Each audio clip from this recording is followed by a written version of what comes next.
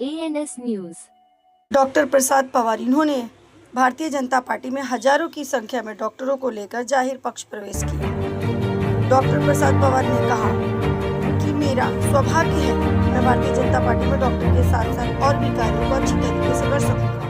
मुंबई भाजपा के अध्यक्ष अमित साटम ने सभी सदस्यों का हार्दिक अभिनंदन किया। इस मौके पे हजारों की संख्या में कार्यकर्ता और नेता शामिल थे। अमित साटम जी को डॉक्टर पवार ने धनवंतरी जी का मूर्ति देकर भगवान का स्वागत किया।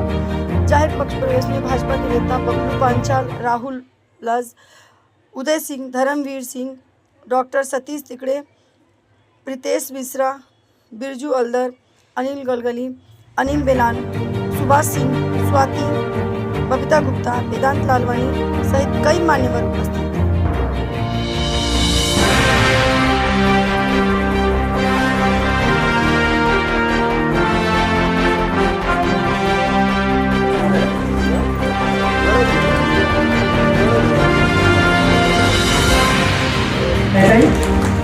त्याच्याबरोबर आपले राहुल वाळूच आहे, हार्दिक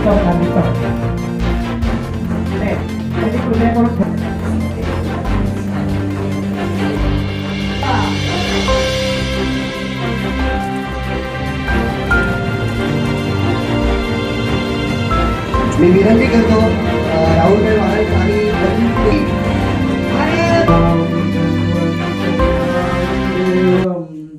सुरास्तुरैर्वन्दित पादपद्मं लोके जरारुभयमृत्युनाशं नाथानीशं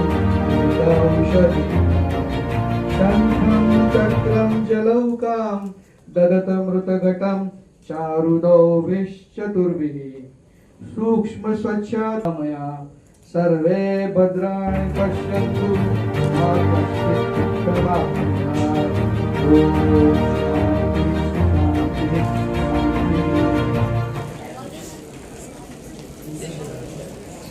ज्या कार्यक्रमासाठी इथे उपस्थित आहोत ते त्यांचं स्वागत करावं। त्यांच्यासोबत डॉक्टर राजेंद्र पवार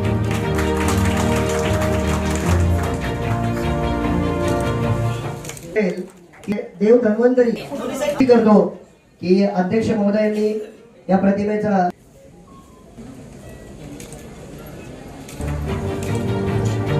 त्याच्यानंतर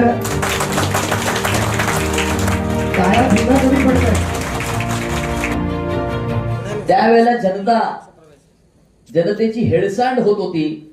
इकडे तोकडे लोक ती टॉसिलिझुमॅब, रेमडेसिवीर मग ते मिळत नव्हतं, मग ते ब्लॅक मध्ये मिळायचं, कुठून कुठून आपण ते प्रोक्युअर करायचो, वशिला लावायचो।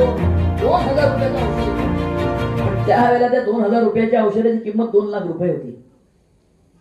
आणि ज्या वेळेला 2,000 रुपयाच्या रेमडेसिवीर साठी मुंबईची जनता वण फिरत होती, त्यावेळेला काही लोक भ्रष्टाचार करत पैसे खात होते। काही लोकांनी ऑक्सिमीटर नाही सोडला, थर्मोमीटर नाही सोडला, पीपी किट नाही सोडले, बॉडी बॅग्सही सोडल्या नाहीत। मुंबई शहराच्या कोविड केअर सेंटरची कहाणी तर वेगळीच आहे। त्या NACI 2 मध्ये तर एक कोविड केअर सेंटरचे उद्घाटन त्यावेळेच्या मुख्यमंत्र्यांनी ऑनलाईन केलं आणि ते कोविड केअर सेंटर 6 महिन्यानंतर एकही पेशंट ऍडमिट केल्याशिवाय ते बंद करण्यात आलं। पैशाची उधळपट्टी झाली। मंडप डेकोरेटरला कोविड केअर सेंटर चालवण्याचं कॉन्ट्रॅक्ट देण्यात आलं होतं त्यावेळेला, आणि असा मोठ्या प्रमाणावरती भ्रष्टाचार हा त्यावेळेला आपण त्या कोविडच्या काळामध्ये बघितला होता। आणि त्यावेळेला आपले देवेंद्रजी मुख्यमंत्री नव्हते, ते विरोधी पक्ष नेते होते। जनतेला हात देण्याचं काम हे त्यावेळेच्या मुख्यमंत्र्यांचं होतं, पण त्यावेळेचे मुख्यमंत्री ऑनलाईन होते। परंतु महाराष्ट्राच्या प्रत्येक तहसीलपर्यंत पोहोचून महाराष्ट्राच्या जनतेचे अश्रू काम जर कोणी केलं असेल तर त्यावेळेचे विरोधी पक्ष नेते आणि आजचे मुख्यमंत्री आदरणीय देवेंद्र फडणवीस साहेबांनी त्यावेळेला केलं होतं। असं वाटतं की त्यावेळेला कोविडच्या काळामध्ये जनतेची झालेली हेळसांड आणि त्यावेळेला कोविडच्या काळामध्ये झालेला भ्रष्टाचार हा तुमच्या वैद्यकीय क्षेत्रामध्ये काम करणाऱ्या लोकांनी फार जवळून पाहिला असेल। आणि म्हणूनच कदाचित आज नरेंद्र मोदीजींच्या नेतृत्वामध्ये, देवेंद्रजींच्या मार्गदर्शनाखाली काम करण्याकरता आपण सर्वांनी भारतीय जनता पक्षामध्ये प्रवेश केलेला आहे। गेल्या 11 वर्षामध्ये आपण पाहिलंय की कशा प्रकारे मुंबईचा चेहरा मोहरा बदलण्याचं काम हे देवेंद्रजींनी केलं. Atal Setu, coastal road, metro, CCTV camera, 12,000 पेक्षा जास्त सीसीटीव्ही कॅमेराचं जाळं हे संपूर्ण मुंबई शहरामध्ये लागलेलं असून आज आपल्या माता भगिनी एकट्या रात्रीच्या 2 वाजता सुद्धा रस्त्याने चालत आपल्या घरी जाऊ शकतात. हे खऱ्या अर्थानं या मुंबई शहरामध्ये लागलेल्या 12,000 पेक्षा सीसीटीव्ही कॅमेराचा चमत्कार आहे असं मी म्हणतो. या सीसीटीव्ही कॅमेरामुळे मुंबई शहर हे one of the safest cities in the world हे झालेलं आहे.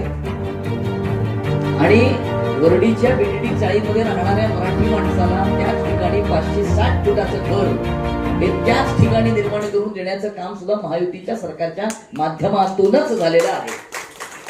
15,000 पेक्षा जास्त घरं त्या ठिकाणी निर्माण होणार आहेत. पहिल्या 550 लोकांना चाव्यांचं वाटप हे करण्यात आलेलं आहे. अमृतनगरचा विकास हा सुद्धा प्रगती पथावरती आहे. आणि अशा अनेक गृहनिर्माण प्रकल्पांचं काम हे सुरू असून मराठी माणूस हा मुंबईतून हद्दपार होत आहे अशा वल्गना काही लोक करत असतात.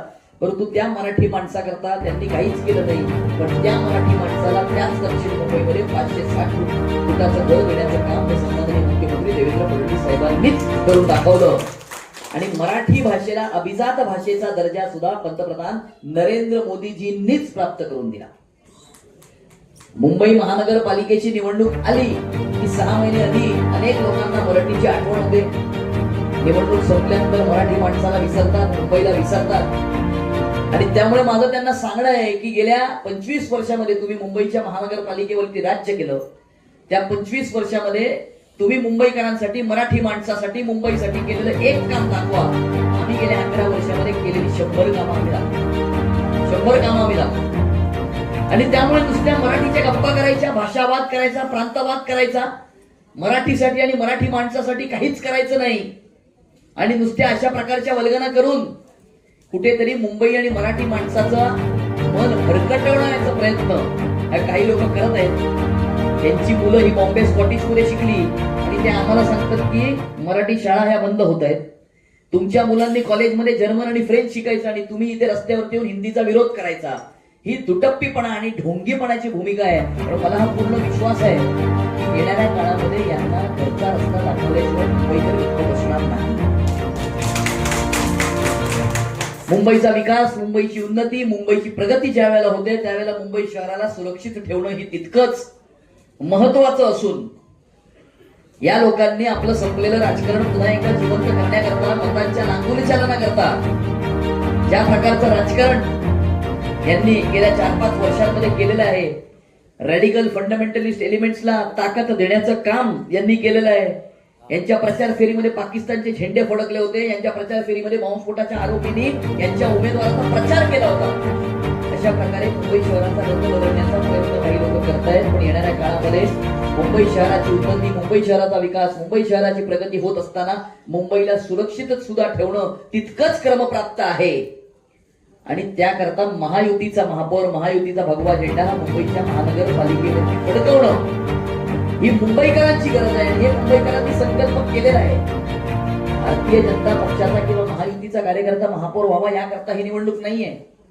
कारण भारतीय जनता पार्टीचा कार्यकर्ता कुठलंही सत्तेचं स्थान किंवा अधिकाराचं पद प्राप्त करण्याकरता काम करत नाही. तो समाजामध्ये उभ्या असलेल्या शेवटच्या माणसाची सेवा करण्याकरता काम करतो, देशाकरता काम करतो, समाजाकरता काम करतो.